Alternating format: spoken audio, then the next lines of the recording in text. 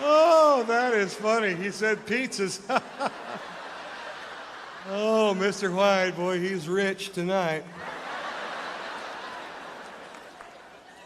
I get to Atlanta and I check into the Ritz-Carlton Hotel, and the next morning I go to take a shower and there's no hot water. And I call the front desk and I tell the girl at the front desk, I said, there's no hot water. And the girl at the front desk said, sometimes there's no hot water.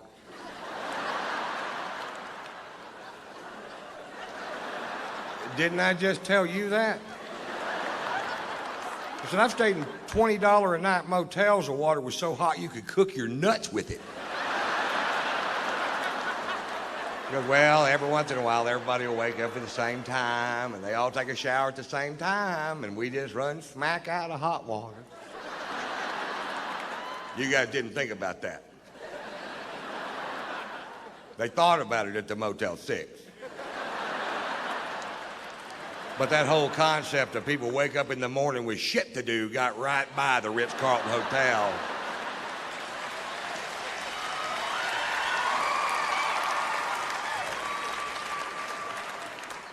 So I take a nice cold shower.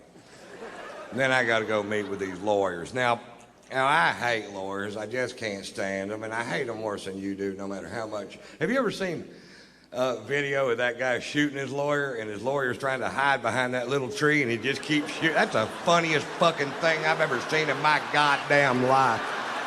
I've got that on my video iPod, and if I just need a chuckle sometime during the day, I just hit the play button. Play, pow, pow, pow, pow, ha, ha, ha, ha, ha, ha. Play, pow, pow, pow, ha, ha, ha, ha, ha. Play, pow. I do that till I come.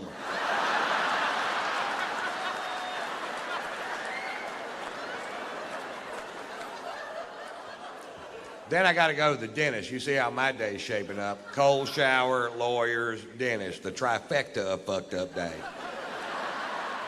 And I couldn't eat because of what I had to do there. So now it's 2:30 in the afternoon. Before I finish this story, will admit that I'm in a foul mood. My mouth is starting to hurt, and I haven't eaten all day, and I'm going to go eat lunch at this place called the Clubhouse. It's at Atlantic Square Mall in Buckhead. And I used to eat there all the time. I live in both cities, and I pull up. Now, all this out here used to be just regular parking, but now the whole thing is valet parking, so you can't just park your car and go get some food. You have to wait for this little prick in a little red truck to wake up. But he isn't going to wake up because he's got on headphones and mirrored sunglasses, and he's looking the other direction, watching these two girls walk down Peachtree Boulevard. And I can tell by the whole scenario that they're not going to be out of his line of sight for 20 minutes. There's nothing going to get in the way. So I'm like, fuck, do your job. And I decided, well, I'll just park the car myself. And the only space I saw was right next to his truck. And I'm going to park the car myself. And then once he sees I'm going to park the car myself, he jumps out of his truck and he gets militant. And he jumps in front of my Range Rover, and he puts his hands on the hood, and he goes, nobody parks their own car in this parking lot. I park the cars in this parking lot. Well, I rolled down my window and very politely said, get out of my fucking way.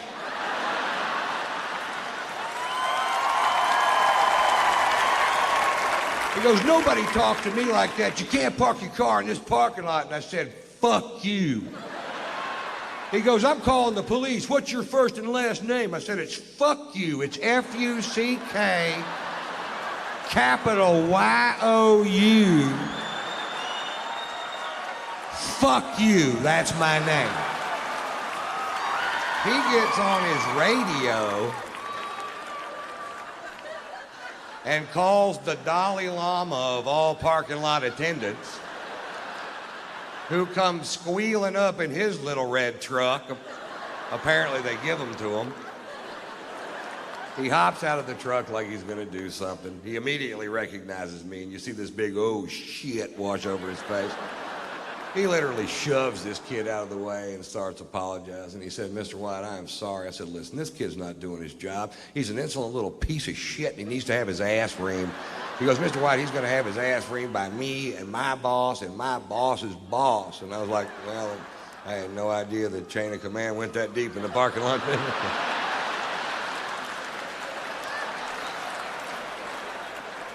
He said, Mr. White, let us take your Range Rover. We'll wash it for you. We'll fill it up with gas. We'll park it, no charge. I said, don't park it here. I don't want this little prick to key it.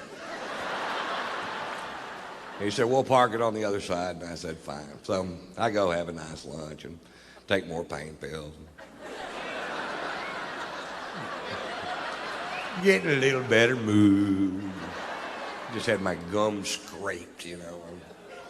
So I walk outside and my Range Rover is shining like a new penny, and I hop in and I fire it up and it's full of gas, and I could have left.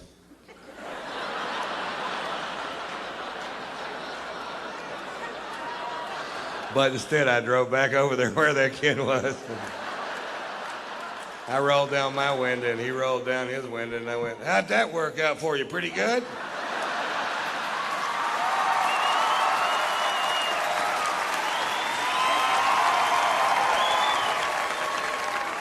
And here's the moral to that story. Don't fuck with me when I hadn't been drinking.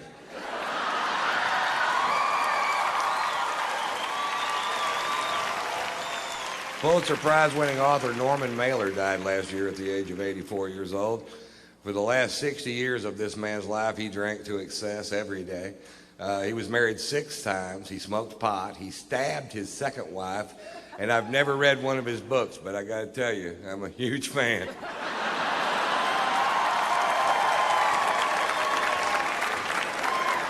We've had a blast since we've been here, man. I tell you, we went out last night. I got so drunk. I woke up this morning and somebody had shit my pants.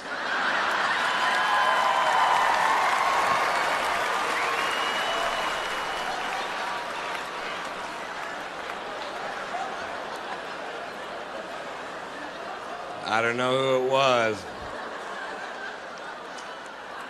but I know he eats corn.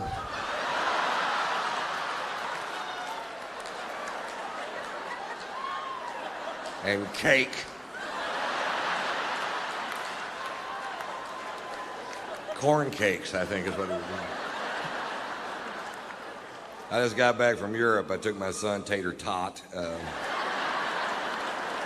to Europe. We were in Spain during the running of the Bulls, but we didn't go to the event because we couldn't figure out why you would.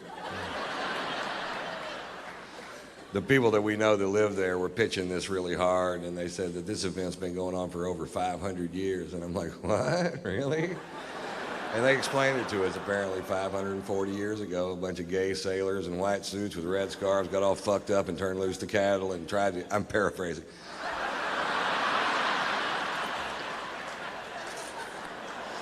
They got all fucked up, tried to get out of the way and couldn't, and it ended up the town was such a borehole that compared to everything else that was going on there, this seemed like fun, and they kept doing it for 540 years. And like, I still don't want to go.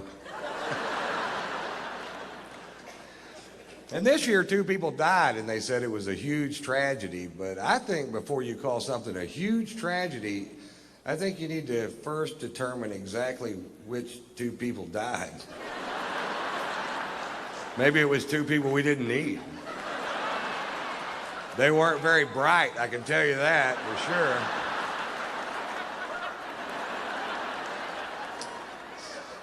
This year, a bunch of Spaniards stood up and said the event should be canceled forever because it's so dangerous. I'm like, it took you 540 fucking years. Fuck that, man. Have 2 a week. Changed the name from the running of the bulls to the thinning of the herd.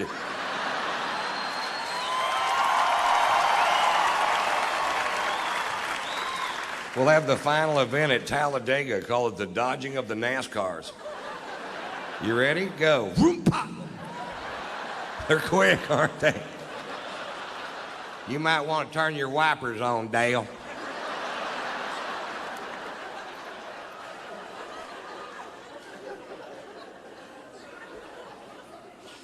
We were in London for 2 days, and I was afraid I hadn't allotted enough time to see London because it's one of my favorite cities with so much tradition and history.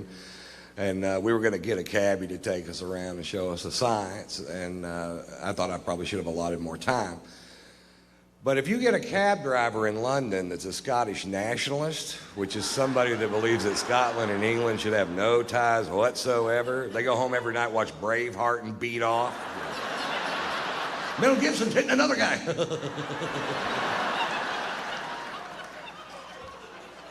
If you get a Scottish nationalist for a cab driver in London, you can see that city in about 10 minutes.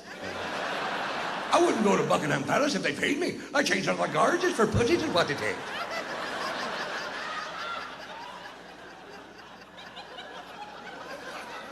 What?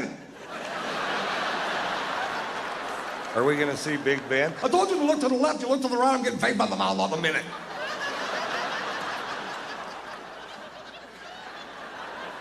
What?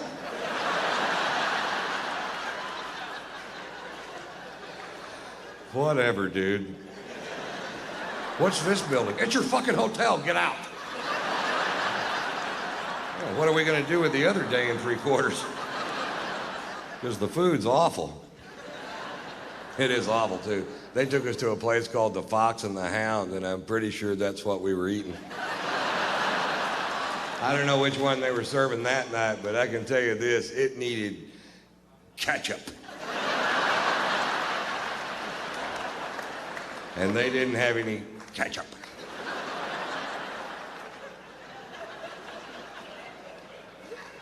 I wanted to take my son to see St. Paul's Cathedral, the second largest cathedral in the world, and it was closed because the next day was the Queen's birthday. I'm like, well, this is a church. Jesus doesn't take a day off because this woman aged. What if this were the day I wanted to give my life to Christ? It wasn't. But what if it would have been? I'd have been screwed, that's what. I have no idea what you'd ever get the Queen of England for her birthday. That's got to be a tough old broad to shop for, doesn't it? I bought my wife a breast implant for her birthday, and I've never been a big fan of plastic surgery, but I got to admit, I've had a lot of fun playing with these things. I haven't given them to her yet.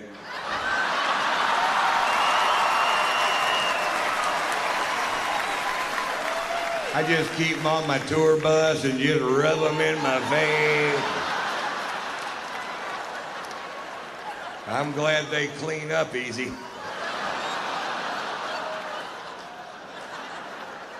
What? I'm just glad they're not made out of corduroy. That's all I'm saying. I'd have to have them Scotch guarded.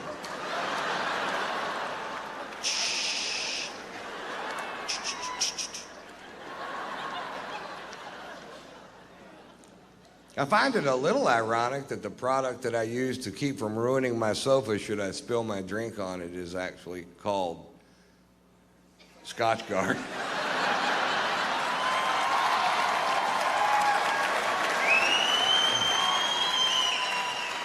Sometimes things just work out perfect.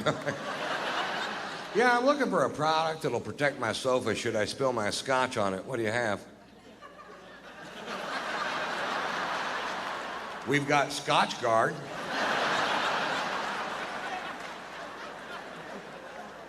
Yeah, let's go with that. Do you have Vodka Guard? How about Sperm Guard? It's a busy couch.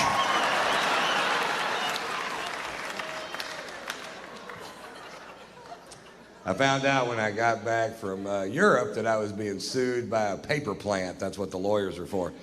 I don't know if you've ever driven by a paper plant, but the byproduct of the manufacture of paper in this country is a stench so foul it will knock you to your ever-loving knees. Crown Paper in Houston, Texas is suing me because I said on stage in Houston, Texas that Crown Paper was making the town stink. Like I let some big cat out of the bag. Oh, we didn't know it stunk till you brought it up, Ron. Come to think of it, it smells like a hard-boiled egg fart in this town.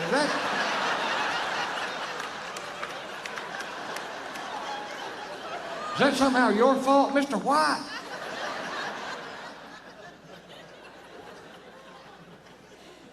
The reason I brought it up.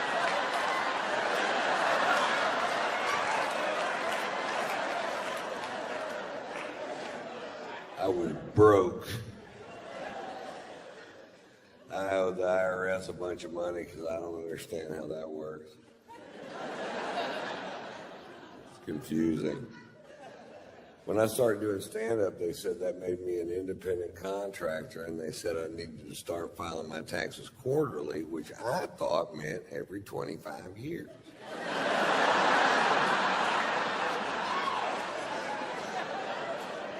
My brain won't wrap itself around shit that complicated, man. My brain does this. That's it. That's all it does. I have attention deficit disorder. I have learning disabilities. I don't have a high school diploma. I'm smart, but you can't prove it on paper. I do have a GED, and if you don't know what GED stands for, you probably got one too.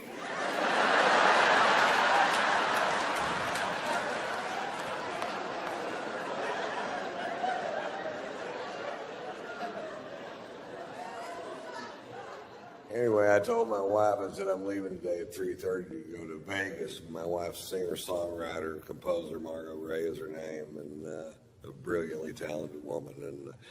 And she says, well, I'm working with a guitar player in the studio till 5 o'clock. You can't wait till 5:30 so I can fly with you. And I said, can you be there at 5:30? And she said, yes, which I knew was a lie, because she's the biggest liar in my life. When it comes to how long it's going to take her to get somewhere, I hear her on the phone all the time just lying through her teeth. We're 2 exits away. Traffic's really heavy.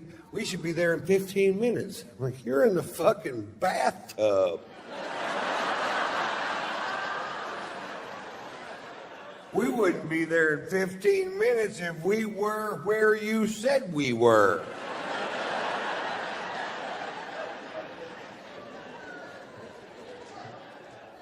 But I told her, I said, you get there at 5:30, you can fly with me. But let me tell you something, sugar tits. At 5:31, I am wheels up and I am fucking gone. I said that. Not very loud.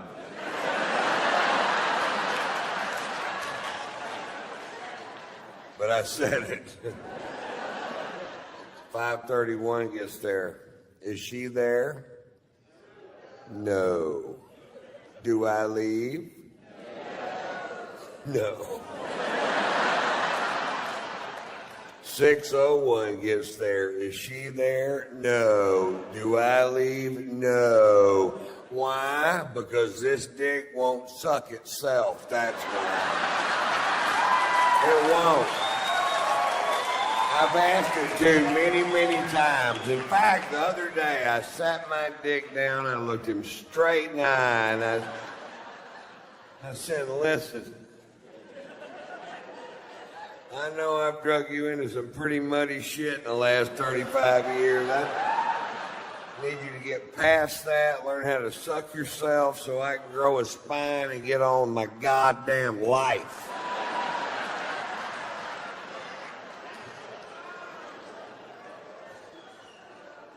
It went in one ear and out the other.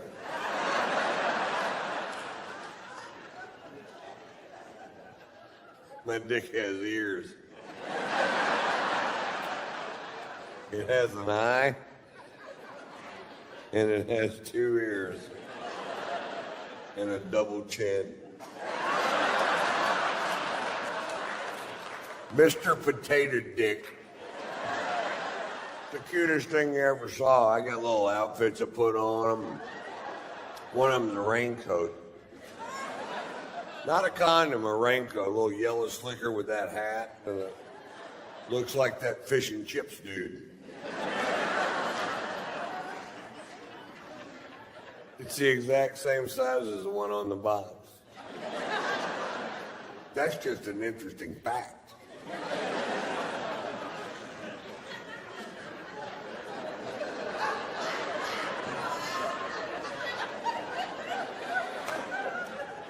What is it, Ron?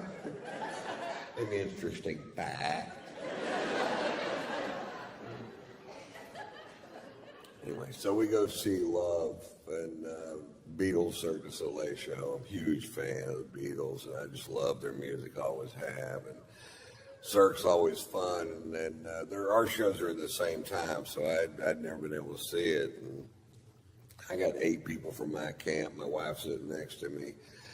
We have great seats because I work for the Mirage, and everything's perfect except right behind me, these 2 chicks are just jabbering. Not about the show, just jabbering. Just jabber, jabber, can't shut up. Jabber, jabber, won't shut up. Jabber, fucking jabber, jabber. The kind of chicks that can talk around a blowjob. Well, I told him all day, if you don't fix that goddamn screen door, I'm gonna come out and I'm gonna hurt some fucking people. If I come on one more time, that baby got a shitty diaper wrapped around his ass, I'm gonna I'm gonna go to the swap meet and get a dress to wear to Arby's on Sunday.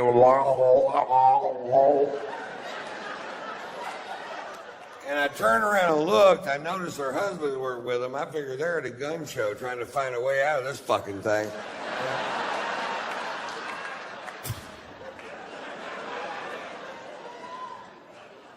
Well, that's way better.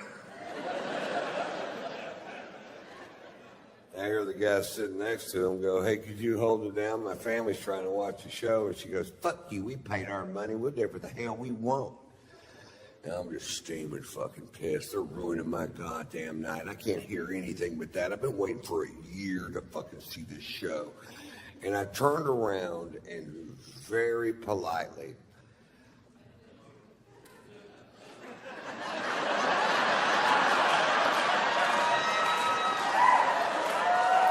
don't start with me. Very politely, I said, lady, talking during live theater as far as social skills goes is like shitting in the street. She goes, you better mind your own business. I said, you better quit shitting in the street. He goes, I'll have you thrown out of here. I said, if you don't quit flapping your fucking cock holster. Everybody heard that. Before, it was a little disturbance right behind me. Very few people privy to that one. Then 1,700 people hear me go, if you don't quit flapping your fucking cock all time.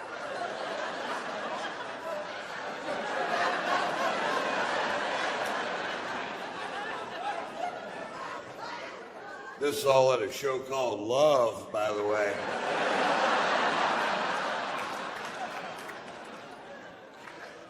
I had her murdered and buried in the desert. Vegas, baby. Careful who you fuck with. And legend has it, if you go out into the desert and the moon is full and the wind dies down, you can still hear her jabbering. I'm a street cheater. I'm shitting in the street. Did you? What the fuck was that? That's that chick Ron killed. They call this Jabber Gulch.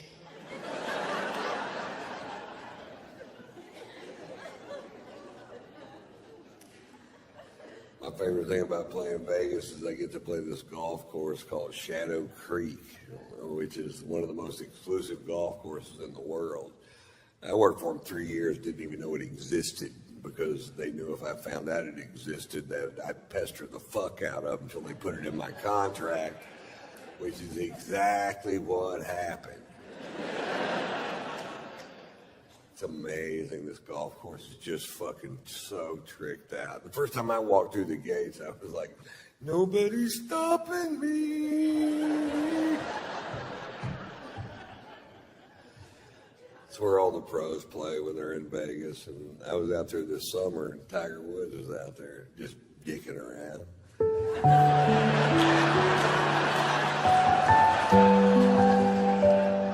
I may sign my golf club. I got to be the most famous person I've ever met, and I know a lot of famous people, but nobody as famous as Tiger fucking Woods. I love Tiger, man. I defended Tiger when all that stuff first came out. When I heard those initial rumors, I felt sick to my goddamn stomach for the guy because I've never been accused of doing anything I didn't do. Not one goddamn time. I did it every single time. Not once could I go, no, that was Glenn Campbell. Hey, a lot of things smell like strippers.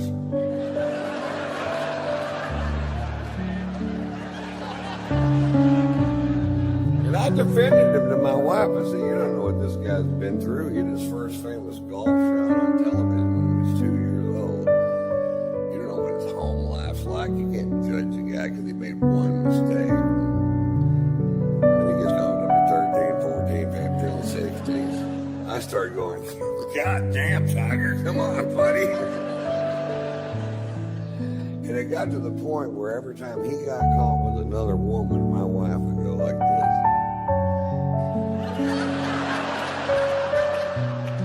What? I don't even know the fucking guy. You act like I was holding his dick the whole time.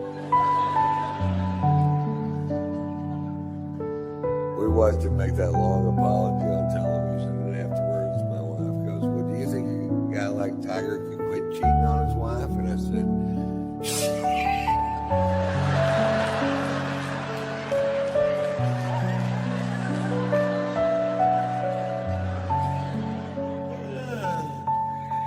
you bet.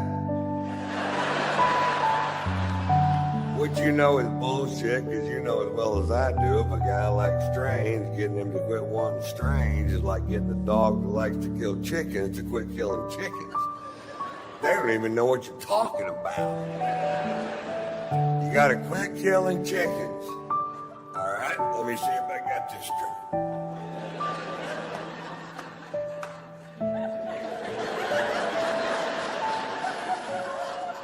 I can still kill chickens.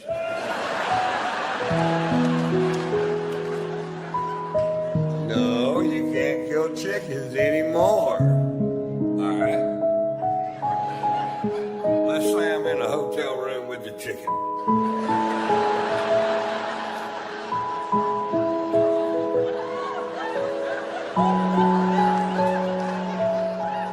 Let's say the chicken just wants to touch me. Can I kill that chicken? No? My wife told me all women want the same thing. They want to marry somebody who will never have sex with anybody else, no matter what. And I said, well, then maybe you should consider marrying somebody that nobody else wants to fuck. If it means that much to you, don't marry the most famous golfer in the world. Marry the most famous frisbee golfer in the world. Ain't no way to fuck that dude.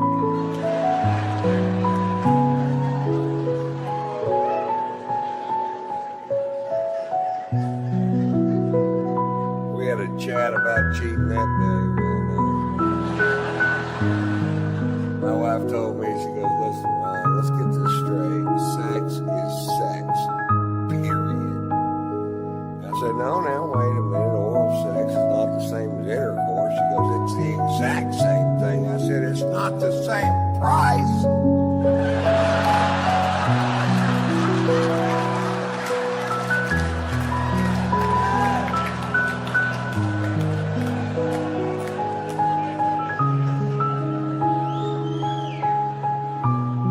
I heard that on the radio.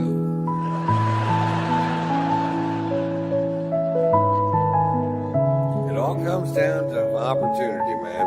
Some guys are put to a position where they have to say no to beautiful women, and that is hard to do. And some guys are never put in that position, and that's way fucking easier. I see these big 350-pound